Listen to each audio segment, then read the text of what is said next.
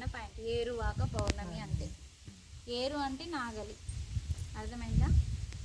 వాక అంటే దున్నడం, ఏరు అంటే నాగలితో దున్నడం.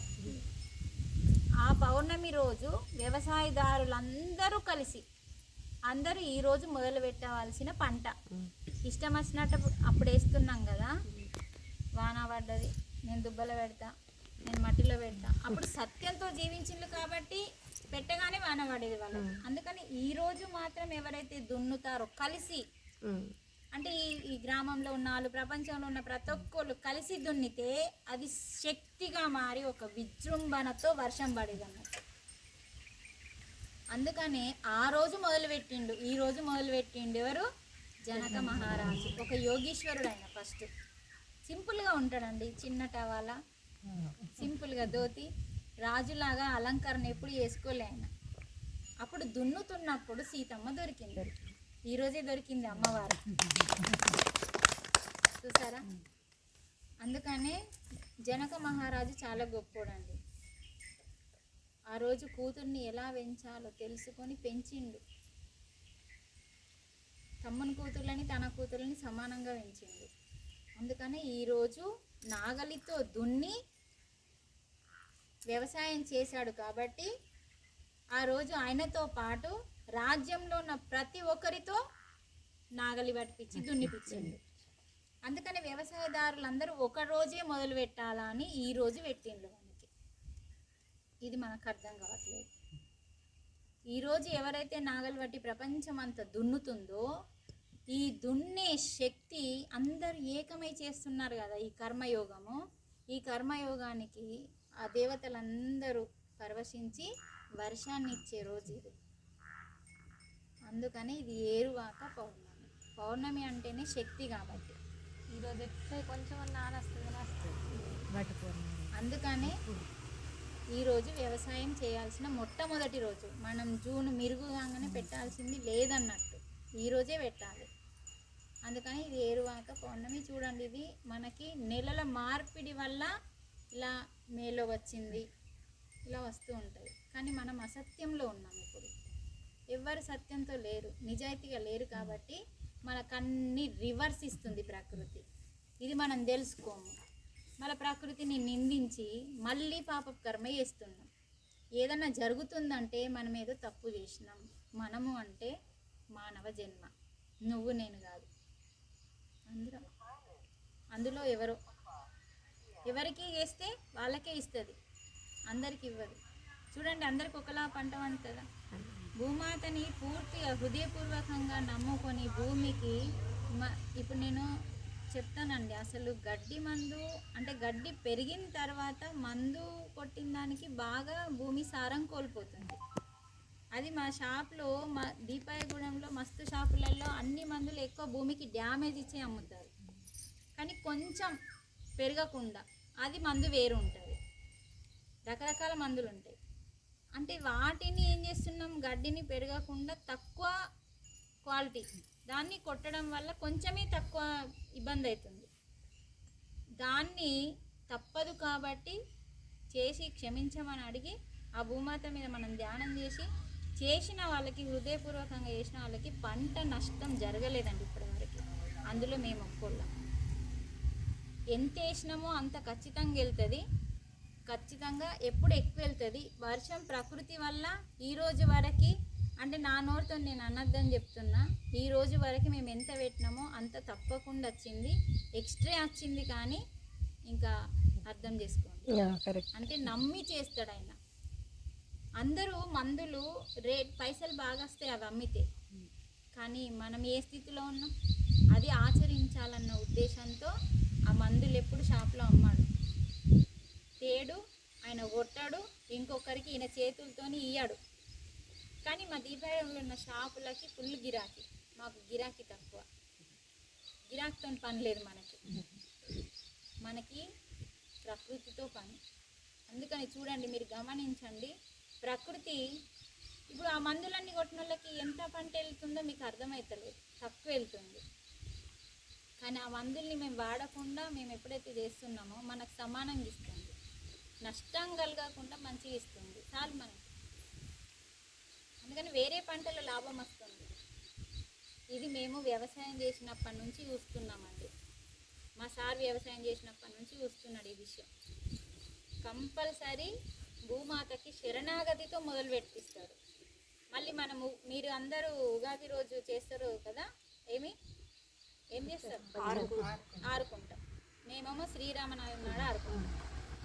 అంటే ఆ రోజు కంపల్సరీ గంట ధ్యానం చేసేస్తాడు భూమాత దగ్గర, క్షమించమని అడిగి. భూమాతకి ఆ రోజు చేసేది ఏంటిదంటే, అమ్మ నీకు ఇప్పటి నుంచి మళ్ళీ తప్పదు, ఈ గొడ్డలి వేస్తాం నీ మీద, గొడ్డలతో దవ్వుతాం, గడ్డపారతో ఇది అన్నీ చేస్తాం. నీ శరీరానికి ఇది శరీరం అన్నట్టు, భూమికి భూమాతకి ఇది శరీరం. మన శరీరం ఆత్మ కనిపించదు మనకి భూమిది. అది సారి చెప్పిండు మనకి. అయితే భూమాత యొక్క శరీరం మీద మనం ఉన్నాం. ఆమె శరీరం మీద మనం అన్నీ వేస్తున్నాం కదా, అందుకే మమ్మల్ని క్షమించు తల్లి అని మనం చేసే పూజ అది ఆరుకోవడం అంటే. ఈ విషయం తెలియదు. పోతున్నాం, వస్తున్నాం, బూరెలు తింటున్నాం బందోబస్తు. ఆ రోజు భూమి మీద చెప్పులు లేకుండా, చెప్పులు వేసుకోకుండా ఆరుకుంటాం మనం. ఆ రోజు ఏదో ముండ్లు ఉంటాయని వేసుకుంటాం, కానీ చెప్పులు లేకుండా ఆమె మీద కాళ్ళు పెట్టి 2 చేతులు ఇట్లా పెట్టి భూమాత మీద నమస్కారం చేసి పూజ చేసి. పూజ ఎందుకు? అక్కడ దబ్బుతున్నాం కదా, అందుకు ముందు ప్రసాదం అంటే అన్నదానం చేసి అక్కడ మనం భూమిని దవ్వి ఇది చేస్తాం కదా. ఇప్పుడు మనం ఎప్పుడైతే మొదలు పెడతామో అన్నీ ఇప్పుడు దున్నినం, ఎంత హాని కలుగుతుంది? గడ్డపారేస్తాం, దబ్బుతాం, నాగలి అన్నీ వేస్తాం కదా, అవిటితోని హాని చేస్తున్నాం. కాబట్టి ఇది తప్పదు తల్లి, ప్రపంచం కోసం పంట పండించడం తప్పదు కాబట్టి చేయాల్సింది, కాబట్టి మమ్మల్ని క్షమించు అని ఆ క్షమాపణని అడగడానికి ఆ రోజు అమ్మకి పూజ చేసి ఇంటికి వచ్చి మనము మొదలు పెట్టుకున్నాం. కాబట్టి స్వీట్ భోజనం, తీపి తినాలని చెప్పి మనం బూరెలు చేసుకొని 10 మందికి ఖచ్చితంగా భోజనం పెట్టాలి. ఆ భోజనం పెట్టడం ద్వారా ఈ పాపం కడిగేయబడుతుంది. మనమే తింటే మాత్రం పోదండి. అందుకని కనీసం కొందరికన్నా మనం, ఏ జీవికన్నా మనం కొంచెం పెట్టాలి. తర్వాత మనకు ఆ రోజు మళ్ళా ధ్యానం కంపల్సరీ చేసుకుంటే, మనం ఎక్కడ ధ్యానం చేస్తామో భూమాత మీద, భూమి శక్తిని తీసుకుంటుంది మన ద్వారా. ఇంకోటి బాగా గుర్తుంచుకోవాలి. ఎందుకు ఇవన్నీ కడుతున్నారు? ఇది చూడండి, ఇదే ఎందుకు కట్టిండ్రు? స్లాబ్ మామూలుగా వేయచ్చు కదా, ఇది ఎందుకు కట్టిండ్రు అంటే ఈ షేప్ అనేది ఏం చేస్తుందంటే అమ్మ, గుడి షేపు శక్తిని గుంజుకుంటుంది ఎక్కువగా. అంతటా నిండి ఉంది కదా పరమాత్మ శక్తిని గుంజుకునే పరికరం అన్నట్టు ఇది. అది ఎక్కువ గుంజుకొని భూమాతకి ఇస్తుంది. అందుకని మనం ఎక్కడైతే భూమి మీద ఆరుకుంటామో కంపల్సరీ ధ్యానం చేసుకొని, మనం పిరమిడ్ షేప్లో ఉన్నాం చూడు, ఈ షేప్లోనే ఆ షేప్లోనే మనం ధ్యానంలో కూర్చున్నాం చూడండి. అందుకని ఇక్కడ మనం ధ్యానంలో కూర్చున్నప్పుడు భూమాతకి మన ద్వారా శక్తి వస్తుంది. మనం ధ్యానంలో కూర్చున్నప్పుడు మనకు వచ్చిన శక్తి అక్కడ మనం ఏడ కూర్చున్నామో అక్కడ ఆగిపోతుంది. అందుకని మనం ఏమిస్తున్నాం భూమాతకి? ధ్యానంలో శక్తిని ఇస్తున్నాం. ఎందుకంటే పొడుస్తున్నాం కాబట్టి అమ్మ. దీనికి కేల్కతం దుకాణం పడి ఇక్కడ ఇస్తున్నా, ఇక్కడ తీసుకుంటున్నాం. అందుకనే పూజ అంటే ధ్యానం ఖచ్చితంగా చేసుకోవాలి. పూజ చేయి, ధ్యానం చేయి. పూజ చేస్తే నువ్వేదో ఇలా చేసేస్తున్నావు, ఏదో ఇంత ప్రసాదం పెడుతున్నావు, కానీ భూమాతకు శక్తిని ఇవ్వట్లేదు కదా. ధ్యానం అంటేనే భూమి మీద కూర్చొని ఏదో క్లాత్ వేసుకొని భూమి మీద ధ్యానం చేస్తే భూమాతకి మనం ఆ రోజు శక్తిని ఇచ్చినట్టు. ఎందుకంటే భూమాత పాపం వల్ల శక్తిని కోల్పోతుంది. ఎప్పుడైతే మనం ఒక జీవిని చంపుతామో, చెట్టుని తీసేస్తామో, అప్పుడు భూమాత దగ్గర శక్తి పోతుంది. నువ్వు ఎన్ని బిల్డింగ్లన్నా కట్టుకో, భూమికి శక్తి పోదు. ఎన్ని వజన్లన్నా పెట్టు, భూమి మీద శక్తి పోదు మాతకి. పాపం చేస్తే, ఒక ప్రాణిని చంపితే, చెట్టులో ప్రాణం ఉంది, అన్నిట్లో ప్రాణం ఉంది, వాటిని చంపినప్పుడు అమ్మ శక్తిని కోల్పోతుంది. ఆ శక్తిని కోల్పోయినప్పుడు అమ్మకి మనం శక్తిని ఇవ్వడానికి ఇలాంటి పరికరాలని నిర్మించమని యోగులు కనిపెట్టింది. అందుకని అక్కడ శివాలయంలో 7 స్టెప్పులు ఉన్నాయి పైన, గోపురం పైన 7 మెట్లు ఉన్నాయా? 7 మెట్లు ఉన్నాయి, లెక్క పెట్టుకోండి. ఉన్నాయా? 7 మెట్లు అంటే 7 శరీరాలు. అర్థమైందా? మన లోపల 7 పొరలు ఉంటాయి, ఉల్లిగడ్డ పొరల్లాగా.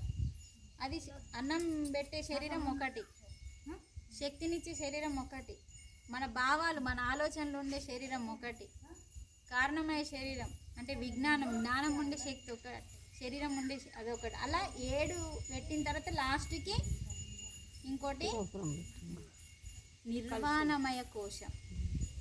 అదే అందుకే దాని ద్వారా మన శక్తి గుడిలోకి వస్తుంది. అది మనది ఇక్కడ ఉంది. ఇది మన గోపురం, ఇది సహస్రారం. ఇక్కడ మనకి బ్రహ్మరంధ్రం ఉంటుంది. అక్కడ ఆ గోపురం ఆ గౌరమ్మలాగా ఎలా ఉందో ఇక్కడ మనకి గోపురం అన్నట్టు. ఈ గోపురం విచ్చుకుంటే బ్రహ్మరంధ్రం విచ్చుకొని మన లోపలికి శక్తి వస్తుంది.